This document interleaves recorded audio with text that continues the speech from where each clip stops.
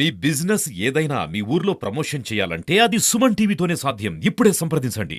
Hi hello నమస్తే, welcome to Suman TV. నేను మీ Amarnath. Present మనం విశాఖపట్నం భీమిలి నియోజకవర్గం మధురవాడలో గల పిఎం పాలెం దగ్గర అయితే ఉన్నాము. సో పిఎం పాలెంలో ప్రతి సంవత్సరం మన హిందువులకి ఉగాది తర్వాత వచ్చే మొట్టమొదటి పండుగ శ్రీరామనవమి.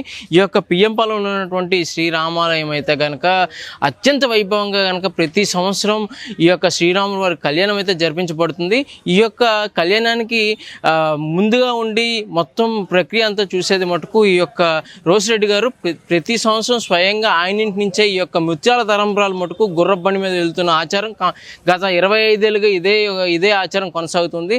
సో ఒక్కసారి మనం ఆయన ఇంటి దగ్గరికి అయితే వచ్చాము. ఈ యొక్క రథం కూడా రెడీ అయ్యింది. ఈ ముత్యాల తలంబ్రాలు స్వామివారికి ఈ యొక్క సీతారాముల కళ్యాణం అంటేనే తలంబ్రాలు ప్రధానంగా చెప్తూ ఉంటారు. ఈ తలంబ్రాలు ముత్యాల తలంబ్రాలు ఈ యొక్క గుర్రపు బండి మీద అంటే పాత పద్ధతిలోనే వెళ్ళాలనే ఉద్దేశం మీద ఈ యొక్క గుర్రపు బండి మీద అయితే కనుక ప్రతి సంవత్సరం ఇక్కడి నుంచే బయలుదేరుతూ ఉంది, ఈ ఇంటి దగ్గర నుంచే. సో ఒక్కసారి రోసిరెడ్డి గారి మాటల్లో తెలుసుకుందాం. అసలు కళ్యాణం ఎలా జరుగుతుంది, ఎటువంటి ప్రక్రియ ఇందులో ఉంటుందని చెప్పేసి స్వయంగా ఆయన మాటల్లోనే తెలుసుకుందాం.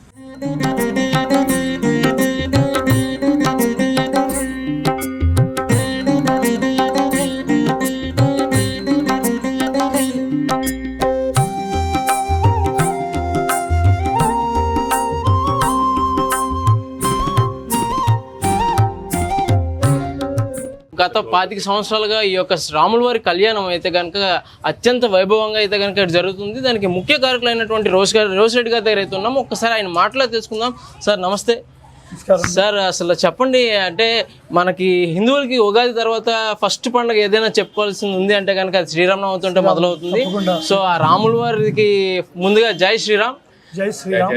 సార్ చెప్పండి, మీరు చేసేటటువంటి ఈ యొక్క కళ్యాణం ఏదైతే ఉందో PM Palem housing board colony ఏర్పాటు అయిన తర్వాత ఇక్కడ 1996లో ఆ పార్కులో రామాలయం ఇప్పుడు ప్రస్తుతం ఉన్నటువంటి పార్క్లోనే రామాలయ విగ్రహాలు తీసుకొచ్చి పెద్దలు చాలామంది మూర్తి గారు అలాగే ప్రసాద్ గారు వేరే వాళ్ళు అందరు కలిసి చాలామంది ఆడ ఏర్పాటు చేయడం జరిగింది.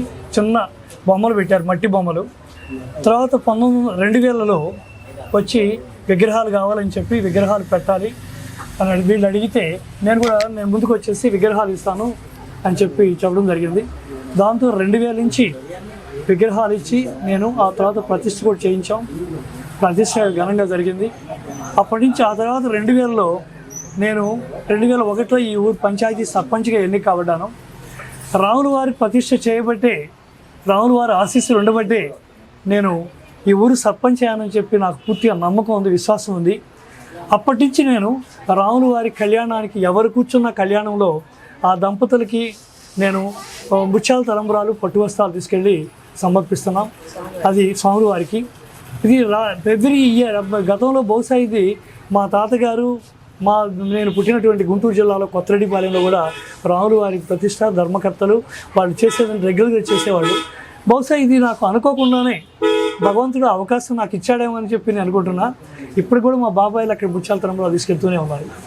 సో సేమ్ అలాంటి వారసత్వం నాకు ఇక్కడ పిఎం పాలెంలో దక్కిందంటే నిజంగా అది పిఎం పాలెం ప్రజలు నాకు ఇచ్చినటువంటి ఆశీస్సు, తర్వాత రాముల వారి ఆశీస్సులతో నేను ఇక్కడ ఉండగలిగాను, ఈ పిఎం పాలెం పరిపాలించగలిగాను.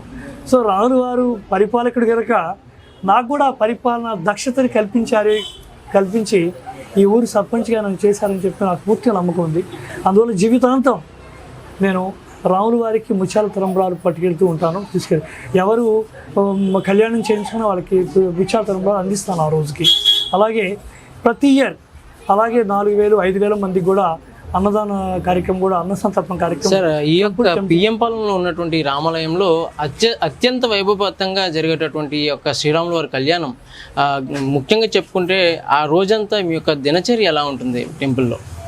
టెంపుల్లో ముందు జరిగే వారం రోజుల నుంచి మేము ముందుగానే ఇదంతా ప్లాన్ చేసుకొని మొత్తం అక్కడ ఏర్పాట్లన్నీ చూడటం కానివ్వండి, లేకపోతే మాకు ఇక్కడి నుంచి తీసుకెళ్ళి కార్యక్రమాలు కానివ్వండి, అంతా కూడా మేము ప్లాన్డ్గానే ఉంటాం ముందుగానే.